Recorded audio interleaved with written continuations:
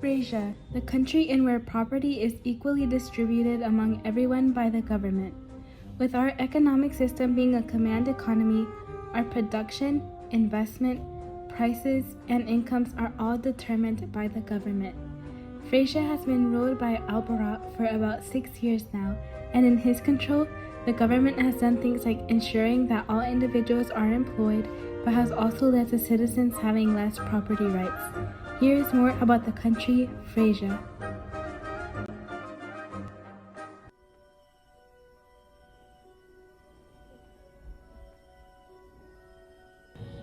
Good morning, everyone. This is Jennifer Ramirez with your daily news. Today we are going to be speaking of a very important topic, the new leader, Alberto, and his communist ways.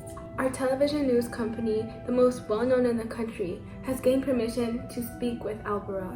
Since the Frasian people are new to communism and the command economy, we hope to inform you all on this topic. Introducing Alberto the dictator. So Alberto, thank you for attending our interview today. I would just like to ask you a few questions about the government and our economic system, since most of the population is panicking and confused. Okay. What is communism and how does it work? So basically in communism, everyone shares everything equally.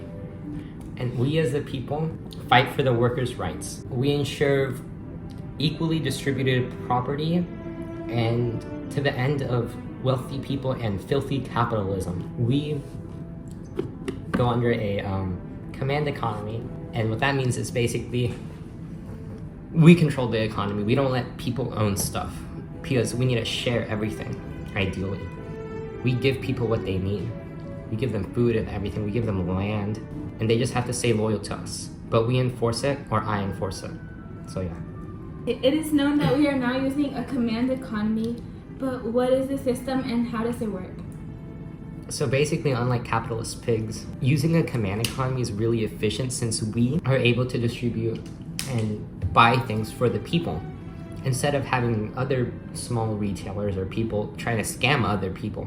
We are fair and we're trying to improve the Workers' Party and we're trying to improve people and how our government works. And how does the system fall in line with communism? Because unlike democracy, we use a command economy and not discussing capitalism. So we follow the actual right way to do things, unlike the USA. So we already know you're in control, but who else is in control with you? Do you have people that work with you in the government? I have advisors who help me run the country to make sure nothing is going too crazy or I get too out of my head. But yeah, mostly I run the country, just me, no one else. What is the motto for our country? For the people in the workers' revolution. Okay, you can leave now. Thank you for your time. Our interview with Alberto was very successful and we gained lots of information about our government and how it works. Now, I am going to read 3 letters we have received in the mail from 3 citizens explaining how the system of government has affected their lives. Okay, so the first letter is actually a threat. This threat is from Chad, one of Alberto's most significant generals. Let's see what he has to say. It says, to the International Frasia's news station, hello, I am Chad, one of Alberto's most significant generals. I need you to remove the news article about me as it paints me as an immoral person. Alberto has my back on this, I warn you. You must use propaganda and abuse the people's little rights. I hope this helps. P.S. I will have you tortured if you do not cooperate. If you plan to torture someone from the news station, do not torture me. I am just the representation of the news station, not the person who chooses the articles. This letter very much shows how the government can basically hide anything because they can silence or even kill you if you try to go against them. Now let's go on to one of the letters that were sent by the citizens. This letter was sent by Aubrey and it says, I hope you are doing well. The new communist government and command economy has affected me because the country is not importing or making more hair products for curly-haired women, as I, a curly-haired individual, need curly-haired products. The hair products I have to use are for straight-haired people. I think this is for the best of our country.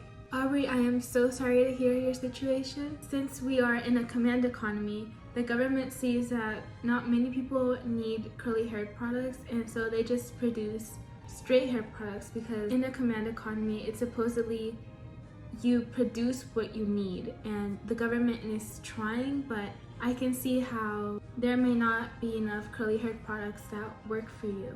The last letter we have is from Richard, and it says, "Hello, thank you for giving us an opportunity to share how the new government has affected our lives. I wish to be put into a new workplace, as I have a degree in business. I feel that it is slightly unfair that I have to work in this field despite my potential. I wish to be placed in a business-related workplace." This is a very frustrating situation since Richard has put a lot of time and money into his degree in business, and he can't even use it because the government has forced him to work in a different field. As you can see, the citizens Aubrey, Richard, and even me are describing how this new government has affected our lives. Richard has to unfairly work in a different field despite his degree in business. Aubrey can't find curly haired products for her hair because the government isn't importing or producing enough.